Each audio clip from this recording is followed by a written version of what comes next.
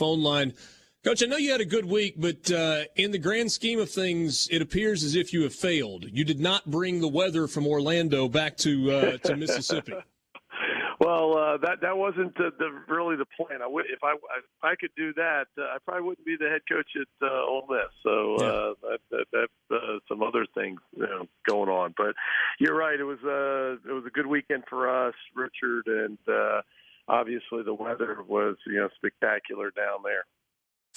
So with the trip home last night, you had a chance to kind of think over the weekend and I'm sure kind of review some things in your mind. As you think back over the course of the 3 days, what's your big takeaway from this weekend? Well, I think a lot of things. We had a lot of time. I didn't pull up to my house till after 1:30 yesterday. So, a couple flights home and a couple layovers and a bus ride from the Memphis airport. So a long time to kind of reflect. And, we checked a lot of boxes. We talked about, I think you maybe have asked before the trip, but, what's the goal? And, we've always traveled one weekend, prior to conference and try to make it that dry run, so to speak. And for a lot of reasons, play good competition, to play in front of a crowd that's not your own, and where, we talk about it, BOYE, you got to bring your own energy, and because you're not going to probably get it from a crowd, although we drew, a lot of Ole Miss fans there, and that was nice to see. But we did well. We won on Friday night. I thought one of those tough games where, we don't hold them down. They swing it. They score some runs. They get the timely hit. They take two different leads throughout the game, and we hit 5 homers and end up winning the game. And then Saturday is, the ultimate pitching duel where we lose, I believe it was 12 innings, 1-0. But really proud of the way Gaddis pitched, and of course the way Nichols and Elliott, 2 freshmen, pitched, in an away environment.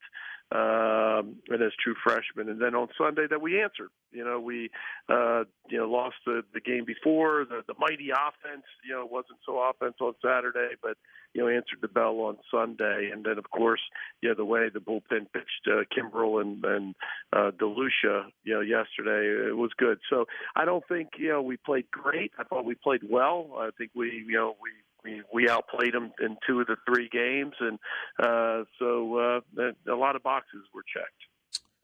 So when you and I talked before the season, I asked you about pitching, and you said you thought this staff had a chance to be better than last year's staff. And admittedly, I kind of looked at you sideways when you said that because I was thinking Doug Nikhazy and Gunnar Hoagland and Taylor Broadway. Is this kind of what you were talking about, though, in terms of some young guys that are stepping up and some transfers that are stepping up and giving you maybe more options than you had a year ago? Exactly. I mean, it's always hard to replace a guy like Gunnar or Doug or even Taylor. I mean, let's face it, he's the all-time saves leader. So, it's tough to replace guys like that. But that was 3 guys, and it's hard to mention 3 after that. You talk about the staff. And so I didn't say that we had a better Friday night guy or a better marquee guy. Collectively as a staff, can you be better? And, I think we have a chance to do that. It's a lot. We got a lot of games in front of us, right? 11 weeks, weekends left of just regular season, not to mention postseason and so on. But we have pieces, and we have some upside to some of those pieces where you look at some of the young guys that I already mentioned today, and Elliott and Kimbrel. You watch Brandon Johnson kind of come into his own where he really struggled in the 8th inning, but then blew him away in the 9th inning. And of course, DeLucia, the way he just dominated the last 4 innings. We still are trying to figure out, the roles, but I think we have more options, more pieces than we did last year. Do you have an update on Kevin Graham? He wasn't able to go yesterday. Had the wrap on his wrist or the brace on his wrist. Any update on that?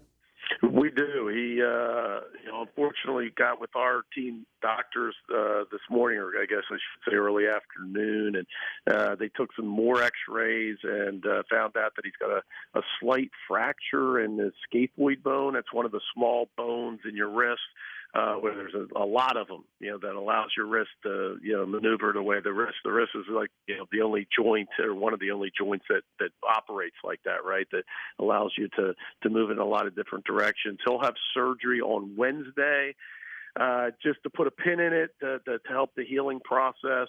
And timetable, is always a little, I think, sketchy with those things. But, they think around 4 weeks. That he could be back. Obviously, that's not the news that you wanted to get out of that. Yesterday, with him out, you go Kemp Alderman in left field, Justin Bench in center, and McCants in right. I know you got some pieces that you can move around in the outfield, but that's a pretty significant loss. How do you see that kind of shaking out in terms of who goes where?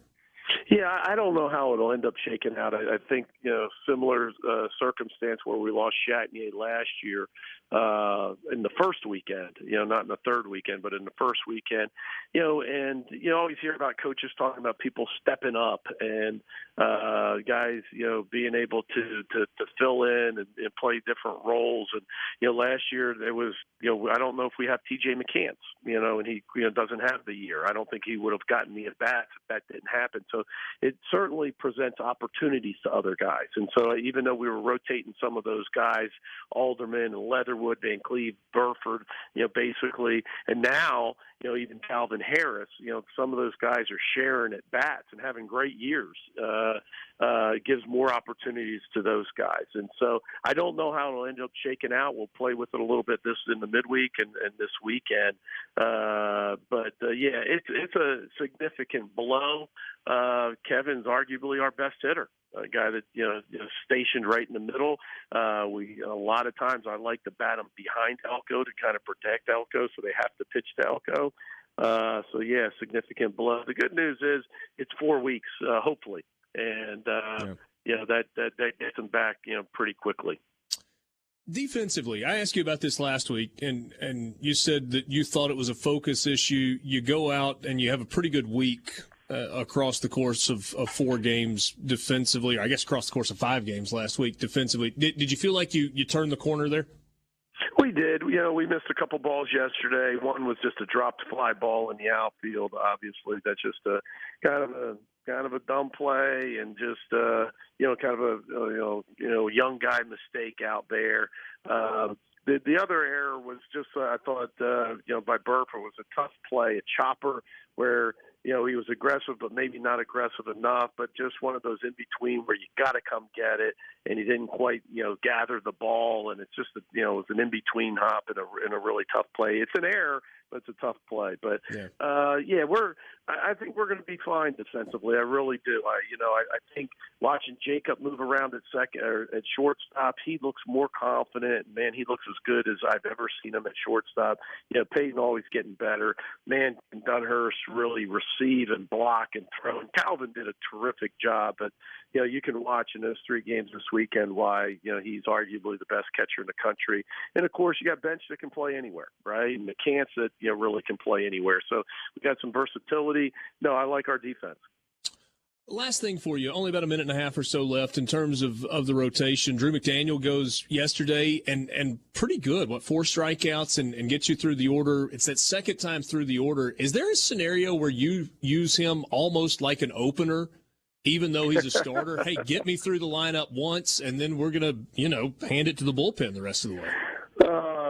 You guys can think of everything on talk radio. That's great. No, I think the opener. I get it. I get the theory and I get the philosophy. But for the most part, we got some other guys that we're continuing to look at. And as I told you at the beginning of the year, we're going to start with these guys and look. But there's guys in the pen that'll have opportunities to start. And so we're gonna make a change this weekend. We're gonna go with Gaddis on Friday.